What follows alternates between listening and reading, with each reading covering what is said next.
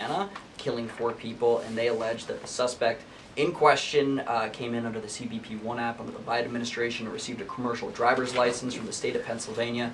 What is the White House's reaction to a situation like this, and what is the White House doing to crack down on cases like this where illegal aliens are obtaining commercial driver's licenses? Yes, this is another abhorrent example of the border crisis over the past 4 years, and it again exemplifies why the administration must continue and will always continue to fully back and support ICE and Border Patrol and law enforcement in their removal of illegal alien criminals from our country. For those who don't know, and all of you should report on it, 4 Americans were tragically killed and lost their lives this week yet again from an illegal alien, an individual who was paroled into the country by the Biden administration using the CBP-1 app, which they created like it was a magic pass for Disneyland. That's not how immigration in this country should work. And this illegal alien from Kyrgyzstan was traveling on an Indiana highway, and he failed to brake for a slowed semi-truck in front of him. He swerved into the lane and he crashed into a van carrying 15 passengers, and 4 people were killed in that crash. This is another tragedy that could have been prevented if not for the wide open borders from the previous administration. That's why we now have a secure border. That's why this administration will continue to deport illegal aliens from our country. Thank you for being here. Garrett. John, thank you for your comments and your prayers for the Guthrie family. I have 2 questions related to the president's interview with NBC yesterday. Sure. At one point in the interview, the president said that he believes states are accumulating the votes for who wins the election.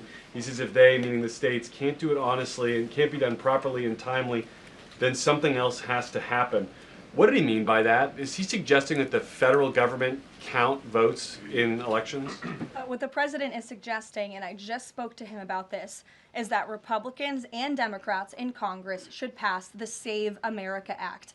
This piece of legislation is going to ensure that states are abiding by federal election law by removing non-citizens from their voter rolls. In addition, the Save America Act will require voter ID to vote, and it will require proof of citizenship to register to vote. These are very common sense policies and proposals that 89% of our country agree with. So that's what the president is talking about. Again, I just spoke with him about this, and he's calling on both Republicans and Democrats to send the Save America Act, to pass it into law and to send it to his desk as quickly as possible. To be clear, the SAVE Act doesn't say anything about who counts votes, which has always been a state, a local, a county function.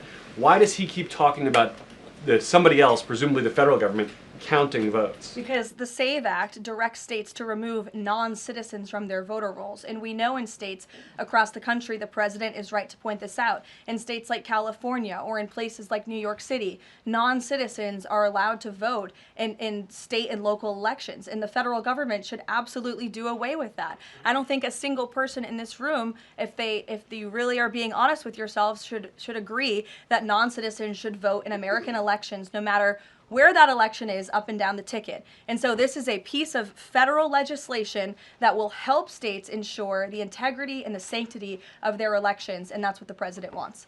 Peter. Thanks, Caroline. President Trump posted about Nancy Guthrie that he is directing all federal law enforcement to be at the families and local law enforcement's complete disposal immediately. What should